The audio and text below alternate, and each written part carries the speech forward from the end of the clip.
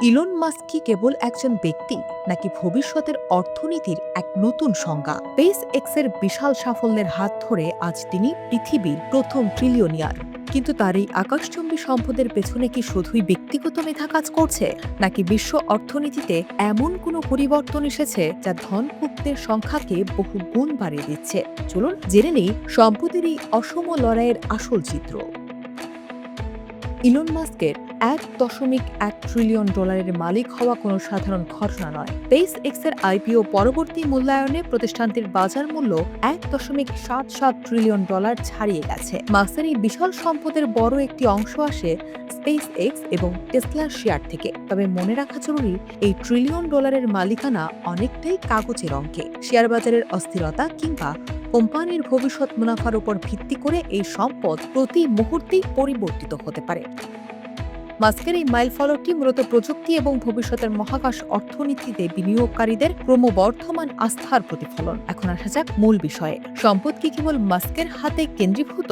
পরিসংখ্যান বলছে একদমই না। নাইট ট্রাঙ্কের তথ্য অনুযায়ী গত ৫ বছরে বিশ্বজুড়ে অতি উচ্চ ধনী বা যাদের নিট সম্পদ $3 কোটি বেশি, তাদের সংখ্যা ৫,৫১,০০০ থেকে বেড়ে ৭,১৩,০০০-এ দাঁড়িয়েছে।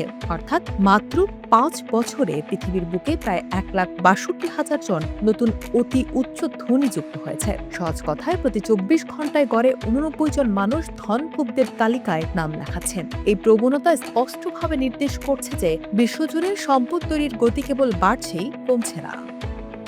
এই বিপুল পরিমাণ সম্পদ বৃদ্ধির পেছনে মূল চালিকা শক্তি হল প্রযুক্তিগত বিপ্লব এবং পুঁজিবাজারের বিস্তার। বিশেষ করে কৃত্রিম বুদ্ধিমত্তা বা এআই, স্যাটেলাইট, ইন্টারনেট এবং ডিজিটাল অবকাঠামোর মতো খাতে বিনিয়োগ এখন আগের চেয়ে অনেক বেশি লাভজনক। যুক্তরাষ্ট্রের একচ্ছত্র আধিপত্যের পাশাপাশি এশিয়া প্যাসিফিক অঞ্চল এবং ভারতের মতো দ্রুত বর্ধনশীল অর্থনীতিগুলো সম্পদ তৈরির মূল ক্ষেত্র হয়ে উঠেছে। পারিবারিক ব্যবসাগুলো এখন কর্পোরেট রূপ নিচ্ছে এবং উদ্ভাবনী প্রযুক্তির জোয়ারে সম্পদের নতুন নতুন উৎস তৈরি হচ্ছে, যা সাধারণের চেয়ে ধনিক শ্রেণীকে বহু গুণ বেশি শক্তিশালী করে তুলছে। ইলন মাস্কের ট্রিলিয়নিয়ার হওয়াটা হয়তো বিশ্ব অর্থনীতির একটি বড় পরিবর্তনের লক্ষণ।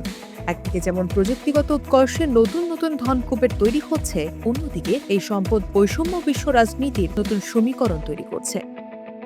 এই ক্রমবর্ধমান বৈষম্য কি ভবিষ্যৎ অর্থনীতির জন্য সুস্থ সংকেত, নাকি এটি ডেকে আনছে কোনো বড় অর্থনৈতিক ঝুঁকি? আপনার কি মনে হয়, এই ধন কুবেরদের জয় জয়কার কি সাধারণ মানুষের জীবনযাত্রায় ইতিবাচক কোনো প্রভাব ফেলছে? কমেন্টে আমাদের জানান আপনার মতামত।